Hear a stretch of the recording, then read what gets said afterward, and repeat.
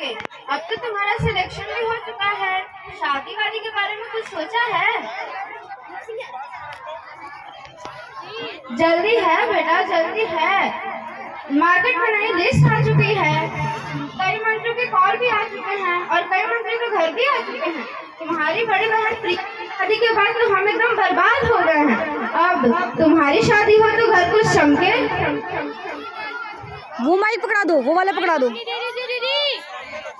कहाँ चलता है? ज्यादा समझदारी वाली बातें मत कर। तू कितना भी बड़ा बन जा, कितना भी बड़ा कलेक्टर बन जा, लेकिन रहेगा तो हमारा बेटा ही। जितना कहता हूँ उतना ही सुन। कल तो तैयार रहना।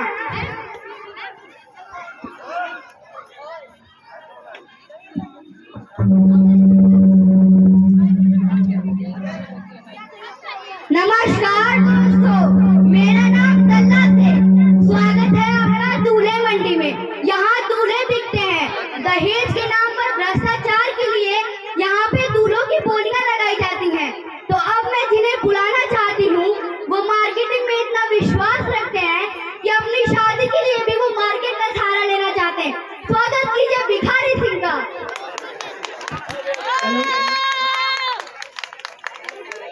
ये इतना अच्छा कमाते हैं कि इनकी बोली शुरू करेंगे हम 80 लाख रुपए से। 80 लाख, 1, 90 लाख, 90 लाख, 90 लाख, 1, 90 लाख, 2, 1 करोड़, 1 करोड़, 1 करोड़, 1, 1.5 करोड़, 1.5 करोड़, 1.5 करोड़, 1, 1.5 करोड़, 2, 1.5 करोड़, 3। ये दूल्हा हुआ आपका। अब मैं जिन्हें बुलाना चाहता हूँ वो एक IAS ऑफिसर है। स्वागत कीजिए IAS ऑफिसर का।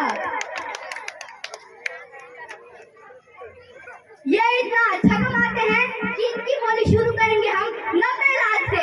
90 लाख, 1, 90 लाख, 2, 90 लाख, 1 करोड़, 1 करोड़, 1, 1 करोड़, 2, 3 करोड़, 3 करोड़, 3 करोड़, 1, 3 करोड़, 2।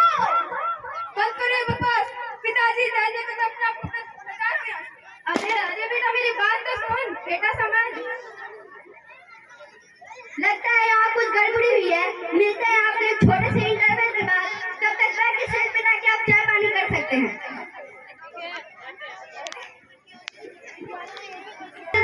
और ये है लड़की वाले का परिवार। आइए देखते हैं कि इन दोनों लोगों को दहेज के लिए क्या राय है। भगवान, अब तुम ही कुछ समझाओ इस लड़के को। जीजा जी साले साहब, अब आप तुम ही कुछ समझाइए इसे। मैं तो इसे समझाते परेशान हो गया हूँ। पिताजी, मैं दहेज नहीं लूंगा। अबे तो तुझे दहेज दे कौन रहा है? तुझे बाल कुछ कितना बड़ा लगता है? दहेज में पूरा हाथ हमारा है। अरे बेटा समझने की कोशिश कर। बहुत अच्छी फैमिली है, बिजनेसमैन है और दोनों भाई तो अच्छा खासा कमाते हैं। समझने की कोशिश कर बेटा, ये लड़का दिमाग खराब कर दिया है। मुझे इससे फर्क नहीं पड़ता माँ कि वो लोग क्या करते हैं। मुझे इससे फर्क पड़ता है कि मेरा जीवन साथी कैसा होना चाहिए। वो बात मेरे लिए सबसे इम्पोर्टेंट है। बेटा मामा जी तेरे लिए बहुत अच्छा रिश्ता लेके आए। लड़का IAS अफसर है। IAS अफसर। क्या आप लोगों ने मेरा रिश्ता तय करने से पहले मुझसे पूछा तक नहीं कि मुझे कैसा लड़का चाहिए? बेटा घर में नौकर चाकर होंगे, बड़ा बंगला होगा, राज करेंगे तो वहाँ महारानियों की तरह। मुझे नहीं बनना है महारानी। मुझसे आप लोग पूछ तो लेते हैं कि मुझे कैसा लड़का चाहिए, उसका कैसा एटीट्यूड हो, कैसा विचार हो। मुझे नहीं दिखता। अब तुम्हें हर एक चीज के लिए हमें पूछना पड़ेगा तुमसे।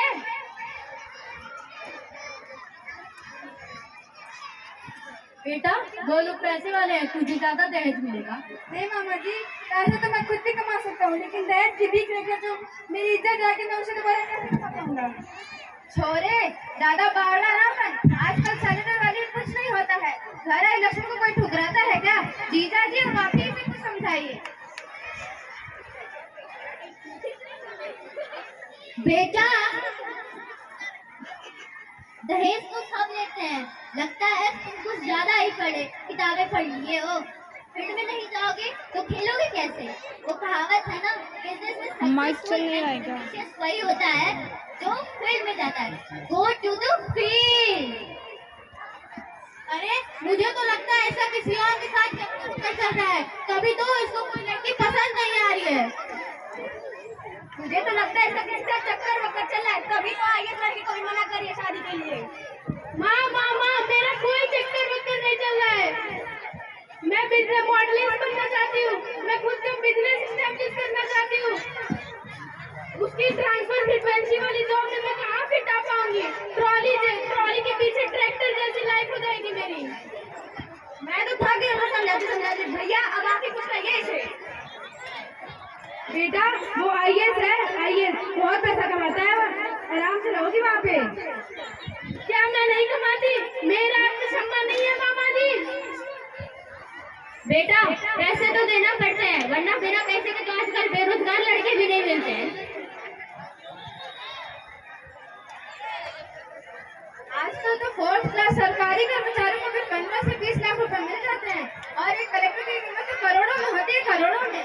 पिताजी आप समझते कि नहीं, ये करोड़ों रुपए आते कहाँ से? सब खाली कमाई के तो दम है। अगर समाज को हम नहीं सुधारेंगे तो और कौन सुधारेगा? क्या तुमने पूरे समाज का ठेका लेकर रखा है? नहीं मामा जी, अगर समाज को हम नहीं सुधारेंगे तो और कौन सुधारेगा? समाज की यही तो समस्या है, लोगों की इज्जत उनके गुणों से नहीं, उनके दहेज के पैसों से की जाती है। अरे बेटा समझ, हम तेरी और पूरे परिवार की भलाई की सोच रहे हैं। जब तू दिल्ली यूपीएससी की तैयारी करने गया था तो कितना पैसा खर्च हो गया था, और अब तो दहेज भी है। अब हम कहाँ से जुटाएंगे इतने पैसे तेरे लिए? समझ बेटा, यही तो दिक्कत है माँ, दहेज में हम पैसे तो ले लेते हैं, लेकिन दिखावे के चक्कर में सब पानी की तरह बह जाता है, और लास्ट में कुछ नहीं बचता।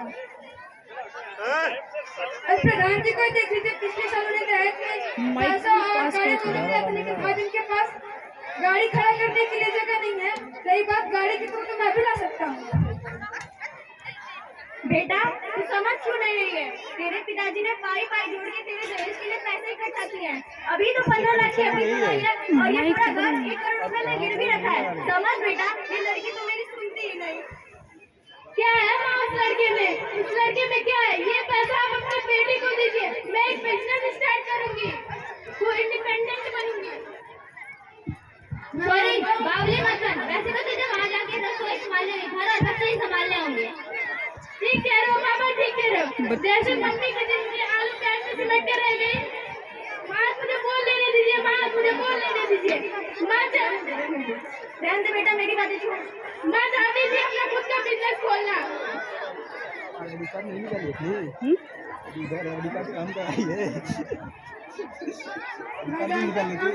मेरी पढ़ाई में बहुत पैसे खर्च हो रहा है, हम गरीब हैं, लेकिन इसका मतलब ये तो नहीं कि हम अपनी खुशी के लिए दूसरे मुल्क में। अरे हमारी पूरी जिंदगी तो इस छोटे से घर में बीत गई, अब तक तो हमें हमारा बुढ़ापा भी चैन से नहीं जीने देगा क्या?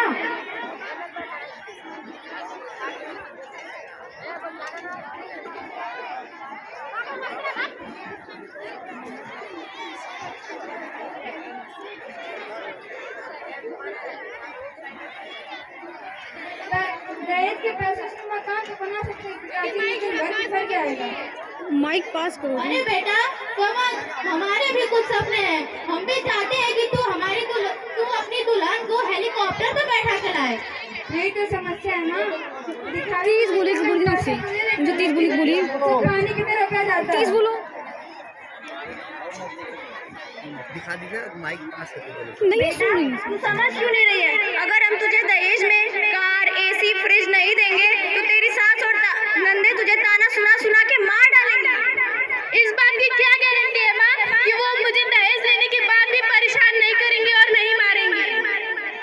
बेटा तुम ठीक कह रही हो, तुम्हारी दोस्त प्रिया को ही देख लो, उसके पिताजी ने दहेज देने में कोई कमी नहीं की, लेकिन आज उसके साथ ऐसा होता है। आप ठीक कह रहे हैं, लेकिन आजकल ऐसे लड़के मिलते कहाँ हैं? मिलते हैं, बस ढूंढने में थोड़ा समय लग जाता है। किसे मजा आता है पाई जोड़कर पैसे इकट्ठा करने में, लेकिन एक बेटी के बाप की मजबूरी तो कोई समझता ही नहीं है। इस समाज में बेटी के बाप की मजबूरी को कोई नहीं समझता। अगर ये दहेज प्रथा खत्म हो जाती तो आज कोई भी बेटी अपने बाप के ऊपर बोझ नहीं होती और कोई भ्रूण हत्या नहीं होती। और बेटियां आत्मनिर्भर होती। तुम सही कह रहे हो बेटा, दहेज तो आज की परेशानी ही हो गई है। अभी पिछले साल मेरे गांव में एक लड़का कलेक्टर बना है। वो मुझसे कहता है, चाचा दहेज लेकर तो लगता है मैंने खुद को ही बेच दिया। मेरी पर्सनल लाइफ तो एकदम से बेकार ही हो गई है। नमस्कार, देख रहे हैं आज तक चैनल। आज की मैं रिपोर्टर सौम्या। आज की ताजा खबर ये है कि ससुराल कमिटेड पोस्ट ससुराल वालों ने लड़की को मार दिया। लड़की एमए करके बहुत अच्छे पोस्ट पे थी और लड़का गुड़गांव में सॉफ्टवेयर इंजीनियर था। लेकिन दहेज का लालच इतना बड़ा कि शादी के 1.5 साल बाद ही लड़की को दहेज के मुंह में ढकेल दिया। लड़की का नाम प्रिया था। दीदी, अरे ये तो मेरी बेस्ट फ्रेंड प्रिया है। प्रिया, मैं प्रिया, जिसकी मौत की खबर अभी आपने न्यूज़ पर सुनी। हर रोज भारत में मेरे जैसी 21 प्रियाएं दहेज की बलि चढ़ती हैं। आखिर दोष किसका है? दोष मेरा है, क्योंकि मैंने इसके खिलाफ कभी आवाज नहीं उठाई। दोष मेरे परिवार का है, जो चुपचाप दहेज की मांग पूरी करते हैं। दोष आप सभी का है, इस समाज का है, जो इस दहेज के खिलाफ चुप्पी साधे बैठे हैं। आखिर कब तक दहेज का दानव लड़कियों और औरतों की हत्या करता रहेगा? आखिर कब तक हम सब हाथ में हाथ धरे बैठे रहेंगे? अब समय आ गया है कि हम सब दहेज विरोधी अभियान से जुड़े। जोरदार तालियां इन बच्चों के लिए। बहुत ही अच्छा परफॉर्मेंस रहा और बहुत मैसेज इस कार्यक्रम से सभी लोगों को मिला। एक बार फिर इन सभी बच्चों के लिए जोरदार तालियां हो जाए। Now I would like to invite on